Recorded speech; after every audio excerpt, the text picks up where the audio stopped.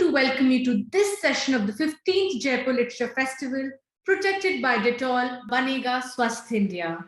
It is our pleasure to present today Nepal to the North. Amish Raj Mulmi and Ranjit Rae in conversation with Suhasini Haidar. Nepal and India remain bound by ties of history and commonality of cultural heritage, and yet the relationship is an increasingly fraught one. In a timely session with retired diplomat and former Indian ambassador to Nepal, Ranjit Rae, the author of Kathmandu Dilemma, Resetting India Nepal Ties, and Amish Raj Mulmi, author of All Roads Lead North, Nepal's Turn to China, they speak with journalist Suhasini Haidar, examining Nepal's shift in policy towards India and China, the economic and geopolitical realities of the region, and the need and impetus to reinforce the ties of friendship between the two nations. Amish Raj Mulmi. Amish Raj Mulmi is the author of All Roads Lead North, Nepal's Turn to China, selected as one of 2021's best nonfiction books by The Guardian.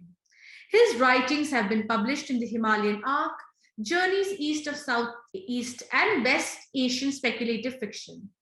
Mulmi has written for, among others, Al Jazeera, Roads and Kingdoms, Himal Southasia, India Today, the Kathmandu Post, and The Record.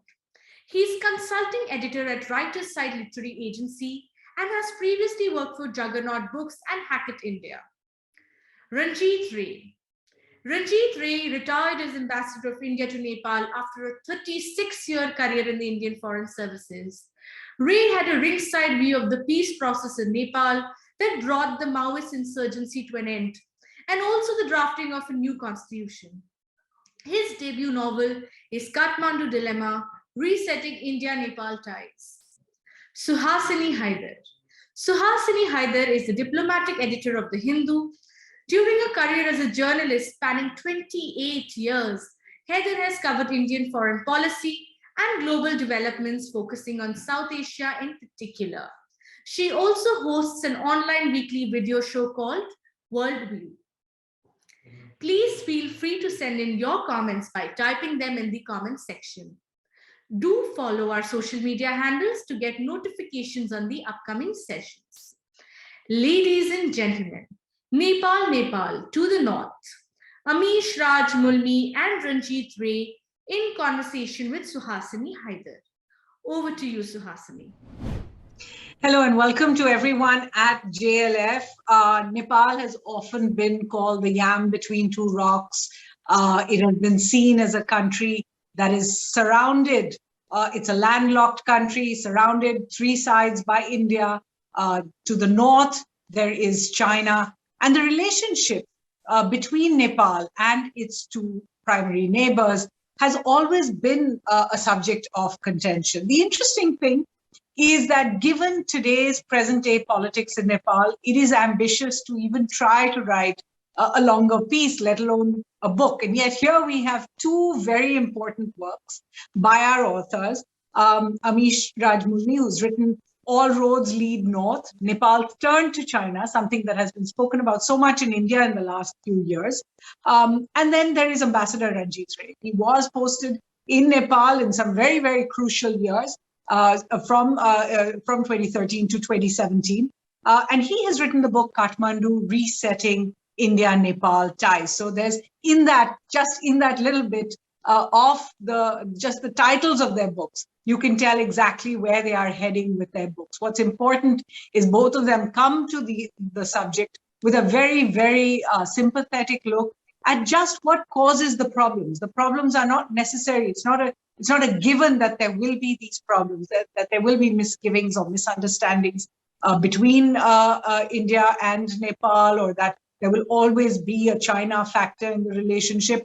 But it's a question of how things have evolved so far and how they can actually come out of the present narrative. And that's a very important part of both the books.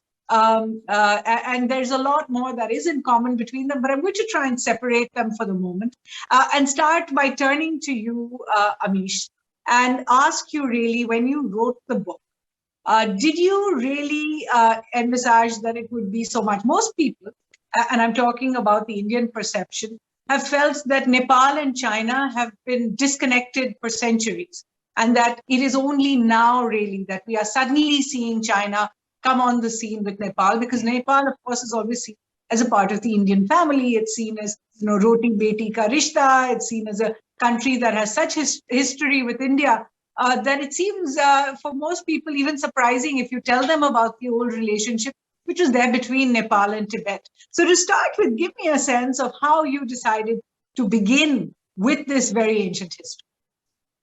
Thank you, Suhasini. No, I think one of the most interesting parts, whenever you're in Kathmandu, right, you keep hearing about this thing called the Lhasa Nevar traders, and being a Nevar, right, I mean, we've always heard about, these old businessmen who used to travel, used to cross the Himalayan passes and go to Lhasa and trade there, used to sell Rolex watches, Parker pens.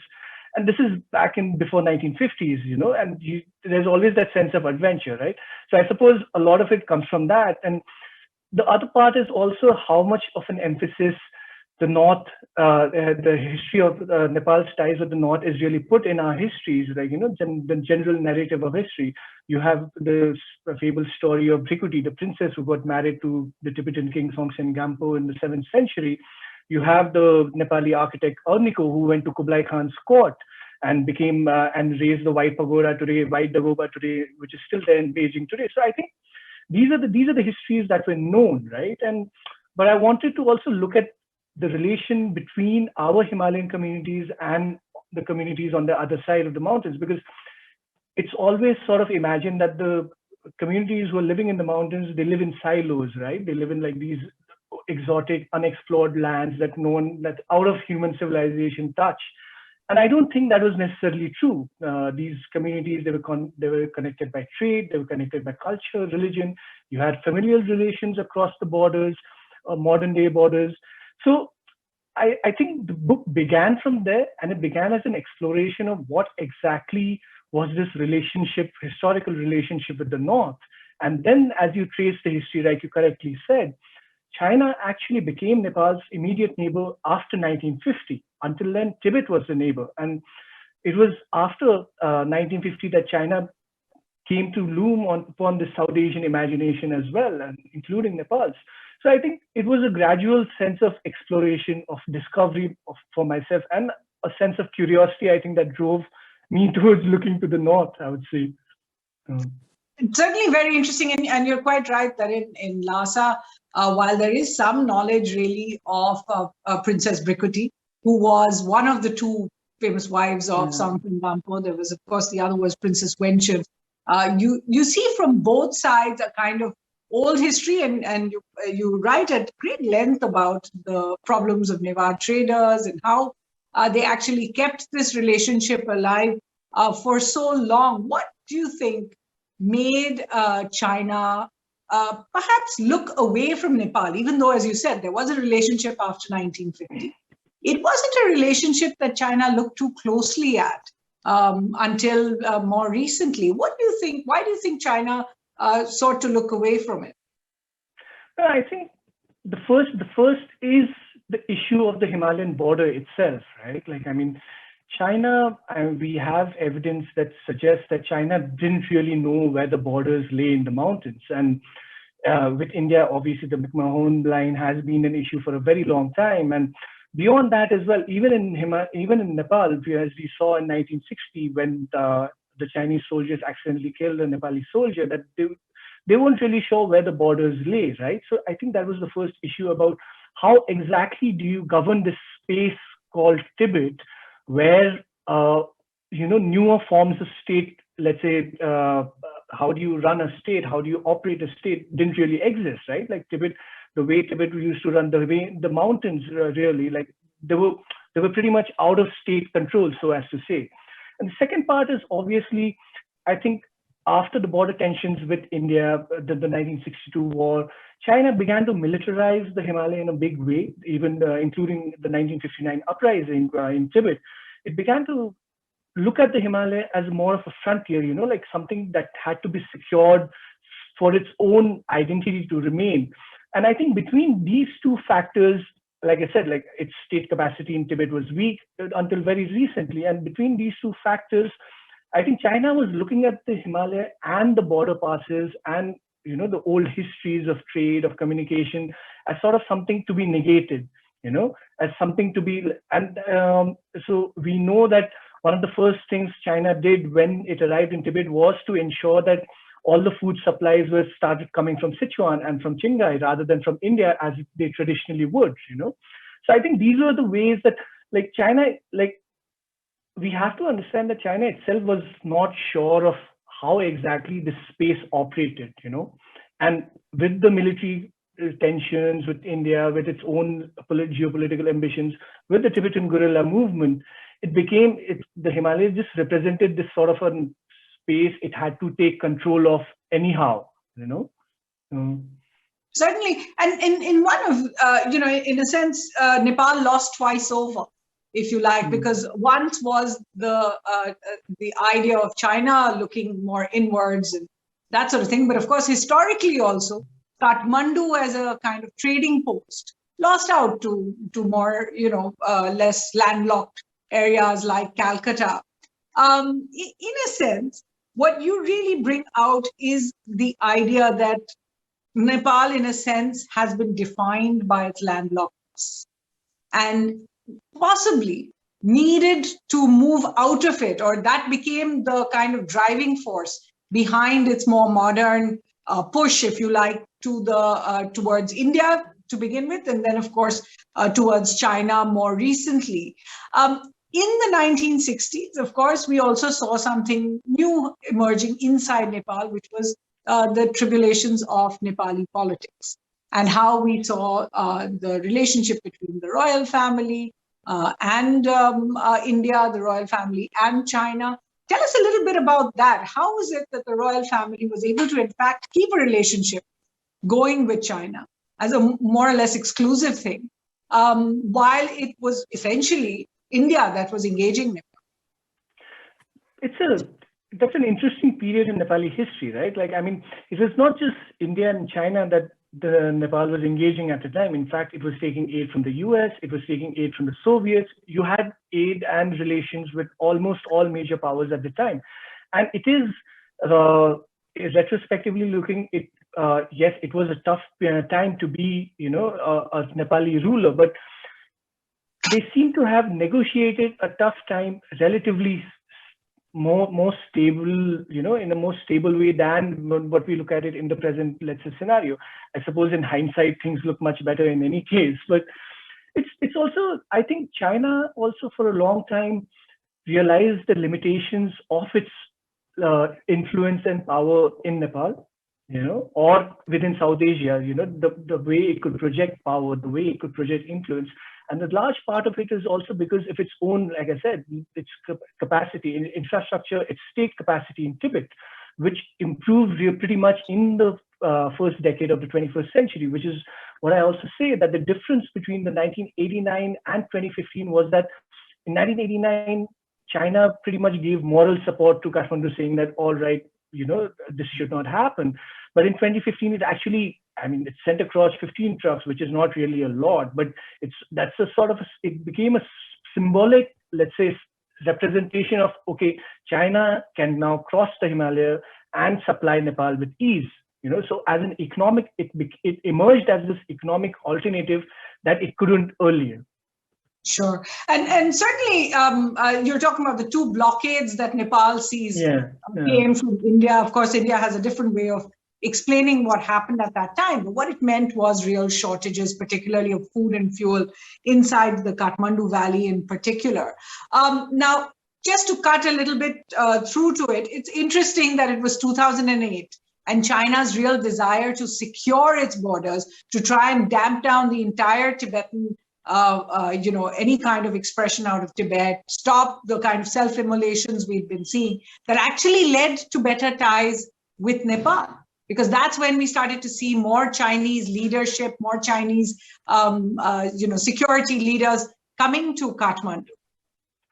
I think there was also a change in the way China was looking at its neighbors around that time.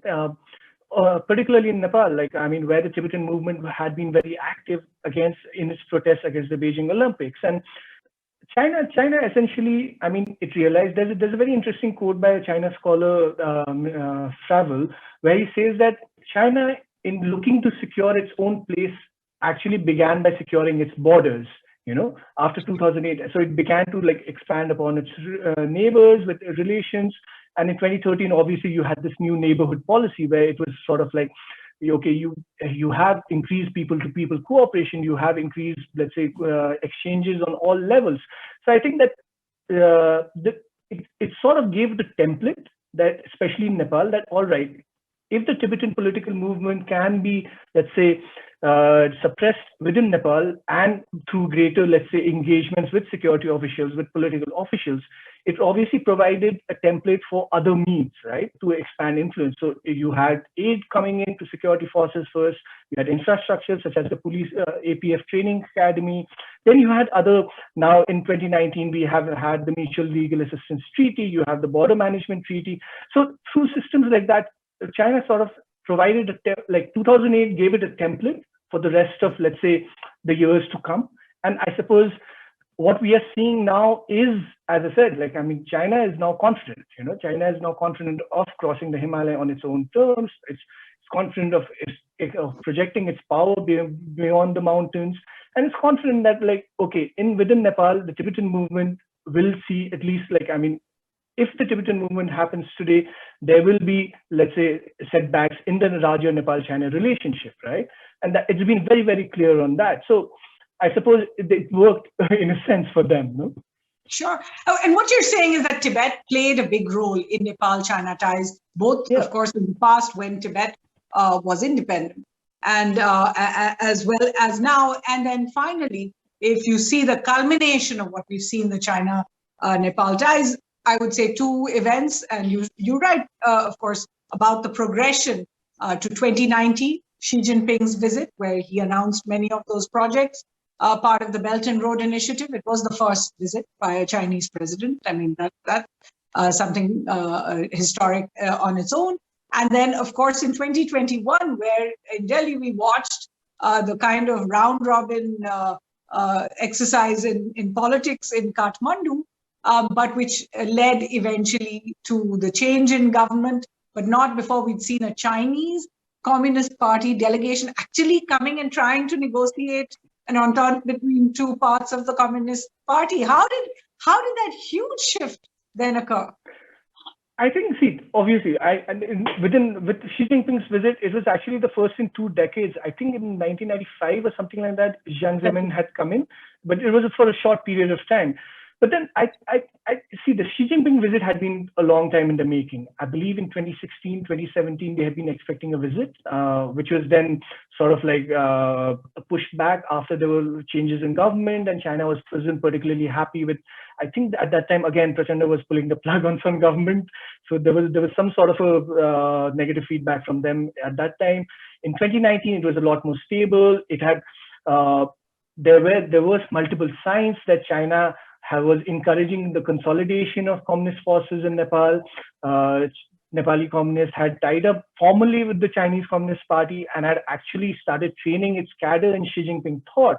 So I think there was that sort of synergy that was happening between these two political ideologies, and leaders of the, let's say, ideology in these two countries were really coming together. So and when Oli decided to break up this Nepal Communist Party, and because obviously within intra-party struggles, and Nepali leaders are no stranger to that, like everyone knows that. So I think it was also a case of China sort of putting all its eggs in one basket, and therefore it was a sort of a, let's say, an emergency, let's say a firefighting mission of sorts to see that whether this coalition of communists could be salvaged in any form. But I mean, Nepali politics being Nepali politics, for the immediate scene, there was a setback of sorts for them, right? But again, like, I mean, the larger question is that, yes, China's political influence is quite prevalent and is widely seen now here in Nepal. Its economic influence.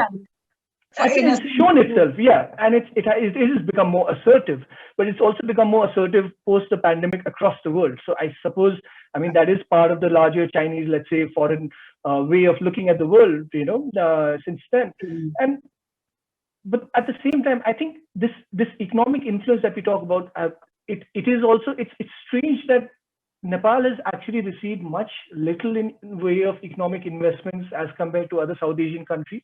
The largest investment actually has been, it's not been at the scale of Bangladesh or Sri Lanka, right? And Pakistan is obviously much bigger investments there. But even then, this economic China, whatever investments, let's say, are coming in, let's say, through foreign investments or through loans, they seem to be, some sort of a, let's say, that there is something or the other, some political or the other motive attached to them, and that is an interesting way of looking at things, that like, okay, if the investments are also political in nature, It's certainly come out much more openly in the past couple of years. I'm going to stop at this point and turn to Ambassador Rae.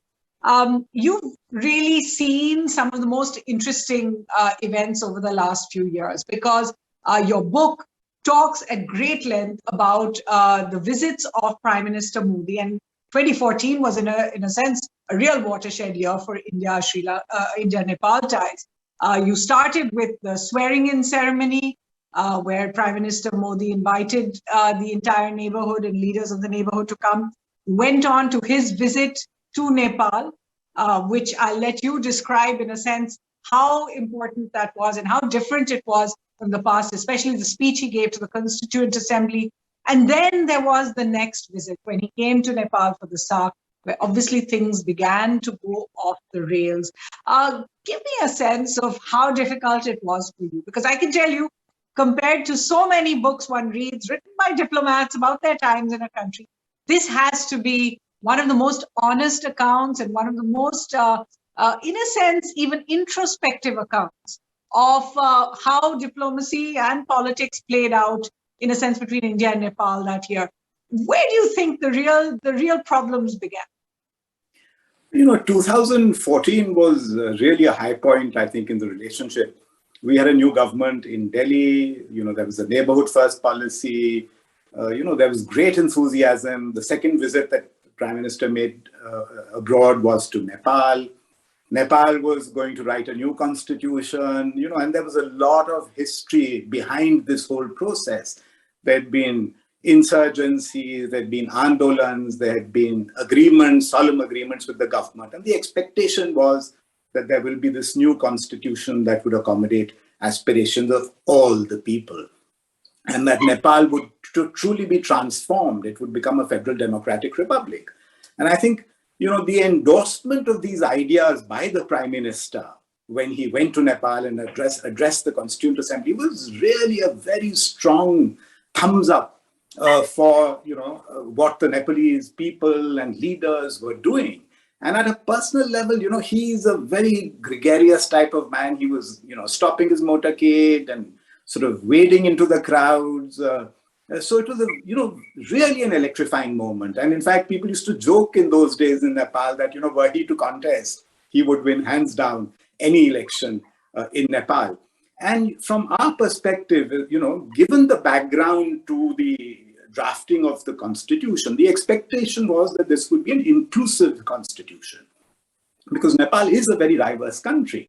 And so all along, we had been arguing or supporting this desire for an inclusive constitution, partly because Nepal had seen so much instability, whether it was in the Tarai or during the Maoist insurgency.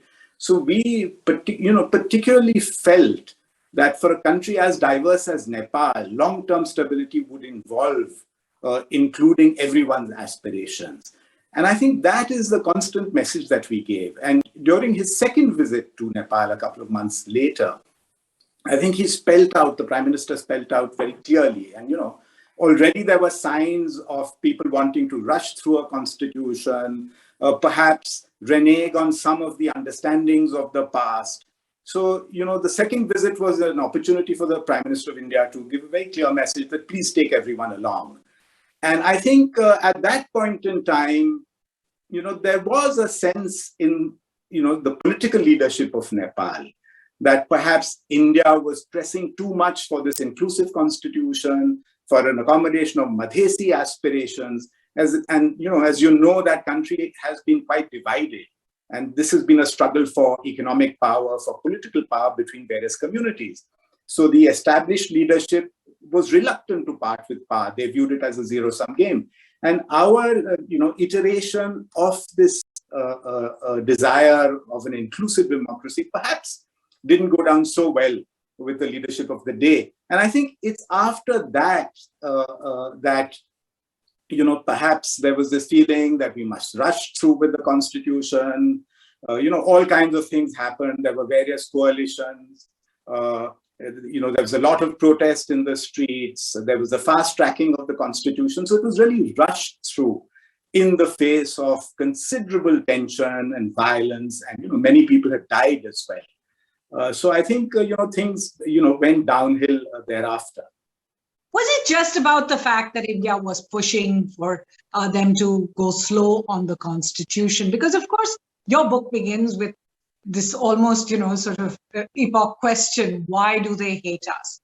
It was a question put to you by none other than Prime Minister Modi, when he asked, really, what is it that is behind this kind of Nepali anger with India that comes out in such a knee-jerk way when things go wrong? When things go right, as you pointed out, there were crowds out on the streets, and the relationship is really a family one. I know that the roti beti analogy is not well liked. But the idea that, no other two countries really have the relationship India and Nepal have. Not just an open border, the relationship between the militaries, the families on both sides, the open way you can work on both sides of the border. So there is, in a sense, I mean, if South Asia were ever to aspire to being the European Union, in a sense, it would be the India-Nepal relationship, much more than any of the other India relationships in the neighborhood. That would be the ideal. So what is it? Did you ever really get an answer to that question? Sometimes it's this really close and intimate relationship that causes problems as well. As you know, in any family also there are problems. Of course, Nepal doesn't like our use of roti beti and families, at least the communist people. They want, just look at it from their perspective. They're surrounded by India on three sides.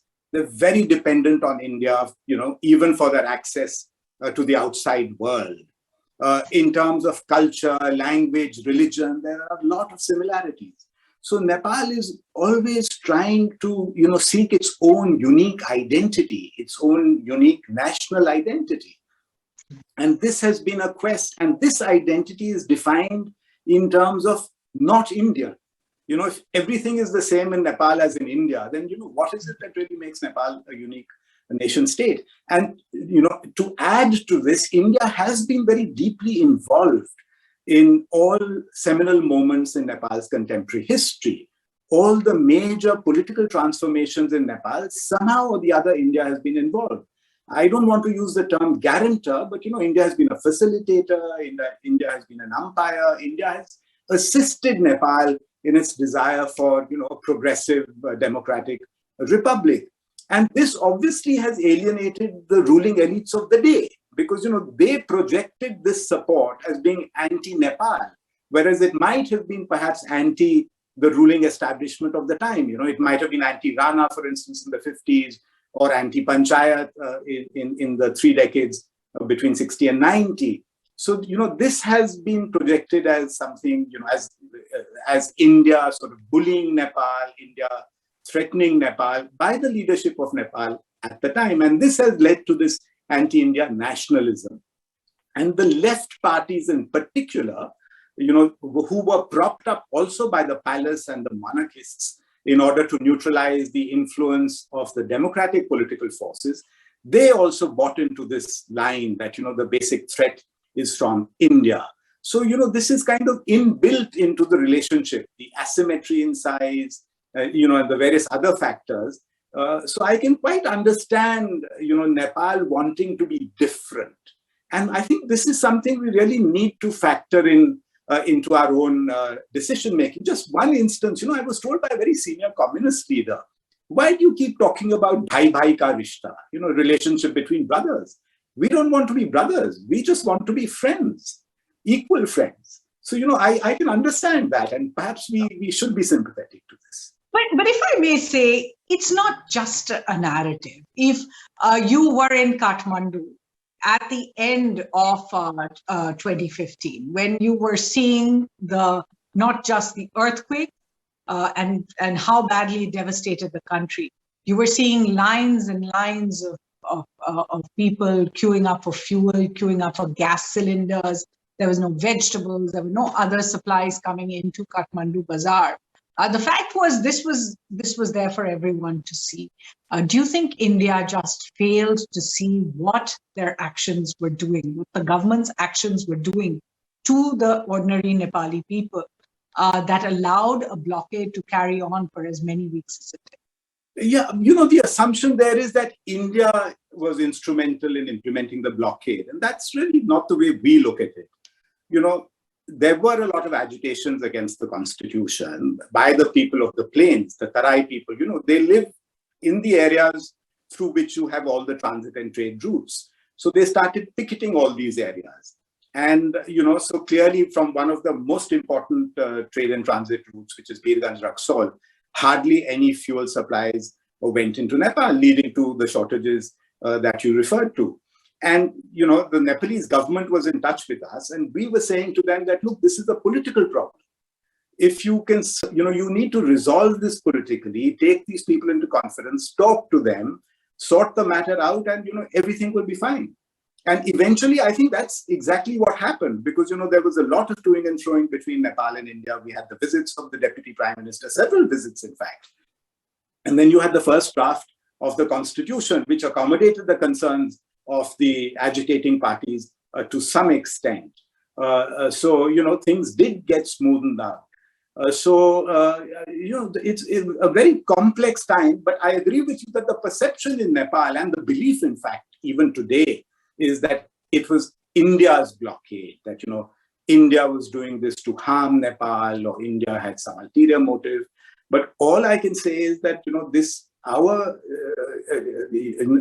the way we looked at it was that there is a problem, there's a political problem, because of which there are these blockages. You resolve the political problem and you'll solve this blockade. But in fact, it wasn't the resolution with India that this resulted in. In fact, what seems to be concrete, and you write a little bit about it, Mr. Mulmi writes a little bit about it, it seemed to be the opening towards China, because this is when we see the 8-point agreement come out, the opening of Chinese land ports to Nepal, the talk about connectivity and the Belt and Road Initiative. Did India just get blindsided, in a sense, by China? So this is the standard sort of explanation about the turn to China. And, political leaders in Nepal have also said that, since there was nothing coming in from India, what were we to do? We had no option but to turn to China. But, I just want to make 2 or 3 points there. I think, Belt and Road Initiative, etc., would probably have been agreed to anyway.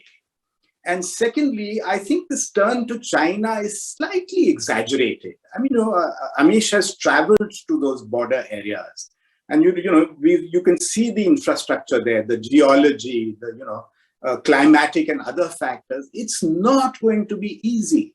Everyone is talking about this railroad, which is going to come down from Tibet to Kathmandu, and it's going to cost billions of dollars. So apart from the financial issues, there are these other issues. So I think, this turn to China should be taken with a pinch of salt. Having said that, there is no doubt that China is much more involved in Nepal, that Nepal and China see eye to eye on a lot of issues.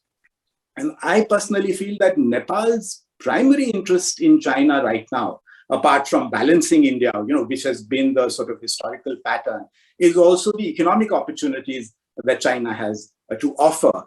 And one last caveat, 2016 is when Prime Minister Oli went to China and signed many agreements, but not many of those have actually materialized. It's not so easy. All right, I'm going to quickly just take that back to Amish now. And Amish, is it possible to take China's role with as Ambassador Ray puts it, a pinch of salt. I know you've written an entire book about it. So there is more. I mean, more seriously, the question being, if China is going to do exactly what Nepal accuses India of doing, i.e. get politically involved, have a sort of larger than life role in Kathmandu, is going to try and bully its way into various projects, why does China not generate the kind of anti-China sentiment as you write in your book?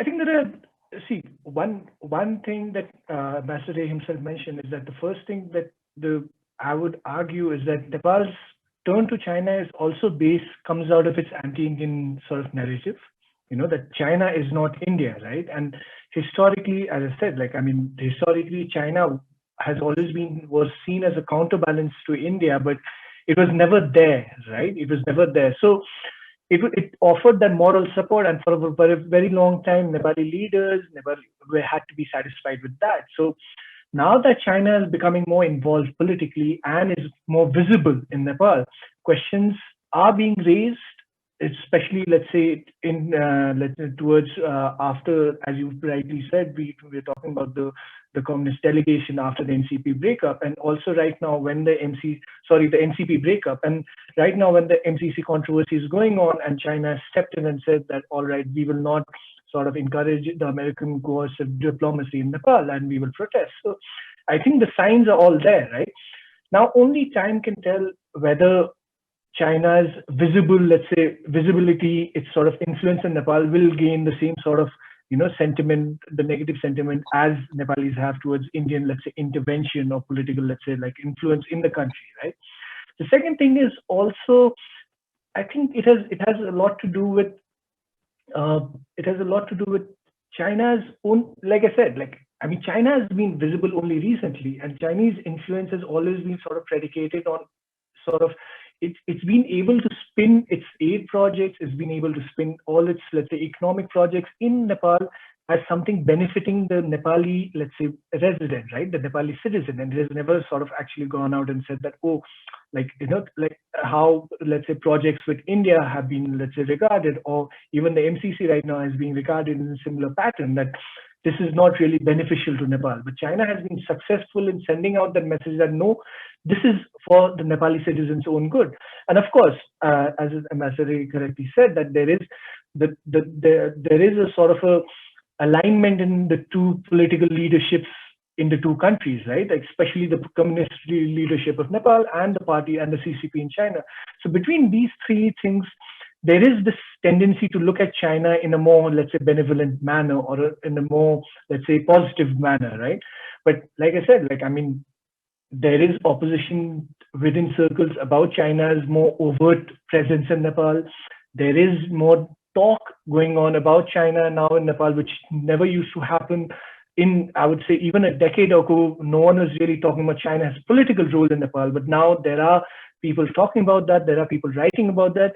So I suppose it's a question of how much can China extend itself in the country as well, Certainly. Ambassador Ray, you actually end your book with a very interesting chapter on really what can India and Nepal do, and particularly India. And you've spoken about the necessity of showing that Indian projects can work on the ground, delivery. You've spoken about the necessity really for India to walk the talk itself, that it is not possible for an India that is faltering on democratic traditions, on helping its minorities, to then give lectures to any other country on how to be more inclusive. What's interesting is that you think that actually this relationship it's basically about the misunderstandings between the two. Do you think it's a failure of diplomacy in a sense?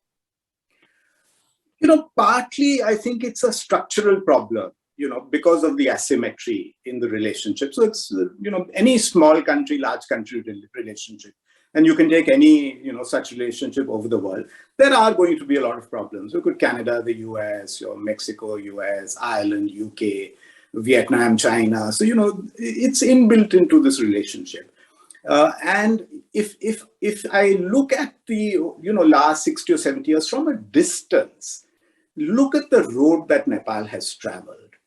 from the Rana autocracy to a successful multi-party democratic republic, an inclusive republic. So this is a long road that they have traveled. And I think, Indian diplomacy or India can look back at this whole series and sequence of events with some degree of satisfaction, I would say. When you look at issues at a particular point in time, of course, you're overwhelmed by what's happening then. And the relationship has taken a lot of, ups and downs. That's for sure. But, from a long-term trend basis, I think we haven't done too badly. And the second point I want to make is that we need to base our relationship. And, when I talk about resetting the relationship, we need to base it not just on the cultural and other linkages and the political relationships, but really on the solid foundations of economic engagement. And our vision for South Asia should be an interconnected, interdependent, common economic space. And we should look at everything that we can do, whether it's connectivity initiatives, whether it is hydropower projects in Nepal, in Bhutan, whether it's selling Nepalese power through India to Bangladesh. I think everything that binds our countries economically is in our long-term strategic interest. And I personally feel this will also pay rich political dividends in the future. Very interesting. I'll come back to you, Amish, because Ambassador Rae is now saying that the context of India-Nepal relations really has to modernize itself. It has to get over these issues which are really historic. And one of the parts that Ambassador Rae refers to a little bit, you refer to a little bit, is really that for the average Nepali, the interest in China is an aspirational thing. They see China as, bringing this economic benefit, whereas their introduction to India or their interface to India, unfortunately, does not come in through any of India's big booming cities that you might see on television. It's not a Bombay or a Bangalore. They're actually seeing some of India's less developed parts. They're seeing less infrastructure in the areas where they come into, whether it is in Bihar, whether it is towards eastern Bihar and Bengal. So the question that of how to modernize this India-Nepal relationship, and I'm taking you a little away from the Nepal-China relationship, where do you think the next gen Nepali, in a sense, holds? What kind of aspirations do they have from India in that sense? No, see, I think one of the things that we forget, right, is the whole political relationship, the close political ties between India and Nepal was based on Nepali people, Nepali leaders who were studying in India, who were participating in the Indian freedom movement with Indian leaders such as Nehru, with Patel, with Manohar, with Lohia, all these stalwarts, right? So that political relationship actually grew out of this sort of relationship. But today, India does not present itself as a favored education destination among young Nepalis, and who are increasingly looking towards the US, towards Australia. And this is the same in India as well. Indian educational institutions aren't the first choice for Indians themselves. They're increasingly going out, right? So I think the first step, so the first, it's not open to everyone. Yeah, so the first step, obviously, for the elite, right?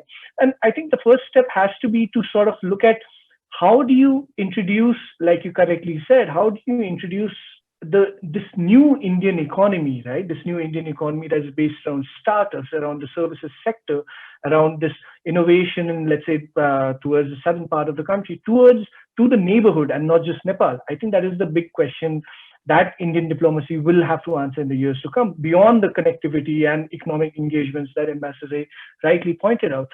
And the second part of this is also to understand that the cultural roots will never go away, right? But you have to develop a relationship as keeping in mind the aspirations of a certain, let's say, community, of a nation. So what are Nepal's aspirations?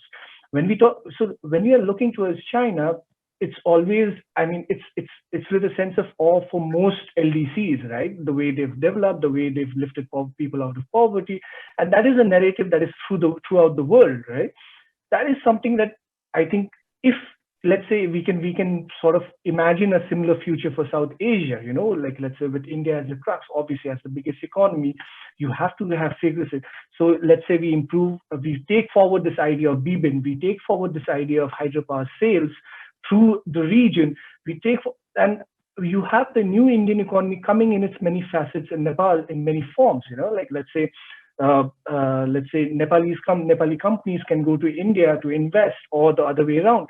I think that sort of broader economic engagement will deepen the ties and sort of modernize the relationship in a much more, let's say, evolved manner, in a much more nuanced manner. And I completely agree with Ambassador Rae in that economic engagement will have to be the root of future diplomacy.